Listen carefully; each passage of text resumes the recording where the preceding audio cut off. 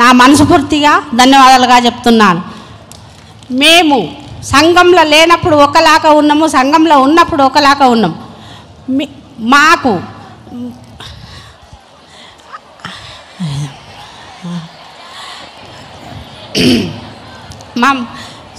మాకేముందంటే మా 60-70 సంఘాలు ఉండే సార్ మా ఊళ్ళో. 70 సంఘాలకు గ్రామ సంఘం బిల్డింగ్. నీ పేరేమో అన్నావు మళ్ళీ చెప్తాలి. పద్మమ్మ సార్. పద్మమ్మ ఏ ఊరు? పోలేపల్లి సార్. పోలేపల్లి ఏది మన గుడి?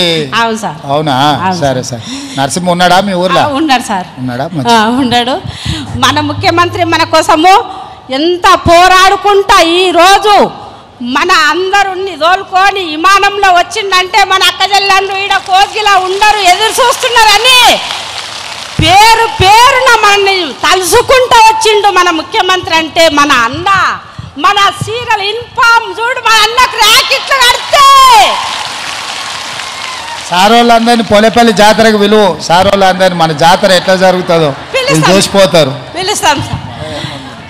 ర్యాకెట్లు పుణ్యానికి ర్యాకెట్ కడితే మనం ప్రసాద్ సార్ ఉన్నాడు కదా సార్, అమ్మమ్మూరు పోలేపల్లి మన స్పీకర్ సార్, మాకందరికి మైకులు ఇచ్చేది ఈసారి మాట్లాడి. మాకొక్కటి మా ఊరికి గ్రామ సంఘం బిల్డింగ్ ఒకటి శాంక్షన్ చేయండి సార్. మాకు చాలా ఇబ్బంది ఉంది, జాతర ఉంది కాబట్టి మాకు పెట్టుకునికే బిల్డింగ్ లేదు సార్. కదా ఒకటి సాయం చేస్తే సిఎస్ గారు సార్ రాసుకోండి అమ్మా. పోలేపల్లి ఇప్పుడు తౌలతా దీంట్లో దుద్యాలకు వచ్చిందా మండలం? కోస్గిలకు ఉందా? దుద్యాలకు వచ్చింది కదా బొమ్మరాజ్పేటలో. పోలేపల్లి దుద్యాల మండలమ్మ, కొత్త మండలంలో. ఆ గ్రామం రాసుకోండి, వాళ్ళకి కావాల్సింది ఇవ్వండి. ఇస్తామ్మా, చెప్పిన ఆదేశాలు ఇచ్చిన. మంచిది సార్, అందరికీ ధన్యవాదాలు. మంచిది. ఇంకేం మాట్లాడుతా అంటే కదా అయిపోయిందా? అడిగింది ఇచ్చినాం కదా, ఇంకేముంది హనుమంతరావు గారు? పిల్లలు ఏం చదువుకుంటురమ్మా?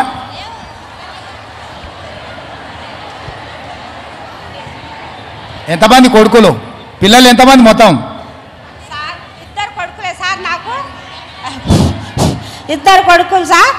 ఒక కొడుకు, పెద్ద కొడుకు ఇంజనీర్ సార్, చిన్న కొడుకేమో డాక్టర్గా చదువుతున్నాడు హైదరాబాద్లో లోకల్ హాస్పిటల్లో సార్. నాకు బిడ్డలు లేకపోతే మా తమ్ముని బిడ్డను తీసుకుంటే డెంగ్యూ జ్వరం వచ్చింది 11 సంవత్సరాల కింద. నీవు ఎమ్మెల్యే ఉండవు సార్, నేను బొమ్మరాజ్పేట మండల సభకి ప్రజెంట్ నుండా. నా నీతోనికి పుర్రపెంట పని పోలేపల్లి పుర్రపెంట పని తోలుకొని వస్తే నాకు ఛాయ రాపి గాంధీ హాస్పిటల్కి నీవు ఒక ఫోన్ చేస్తే 20 దినాలు ఉండాలంటే రేపు వరకు నా బిడ్డను తోలిచ్చిండ్రు. నా బిడ్డను తోలుకొని నేను పోలేపల్లికి వస్తే నీవు రేవంత్ రెడ్డితో ఫోన్ చెప్పిస్తే మేము చూడాలి అమ్మ, నీవేం చూస్తే ఏం కానీ చదువుకున్నాం దానవు. రేవంత్ రెడ్డి ఫోన్ చేసిండమ్మా అంటే నేనేమనలేను సార్. మీరు నీ వల్ల నా బిడ్డ బతికింది సార్, నడుపుకున్న పిల్ల.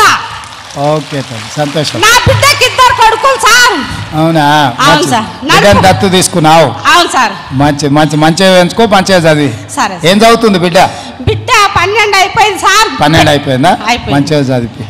ఓ కొడుకు ఇంజనీర్, ఓ కొడుకు డాక్టర్.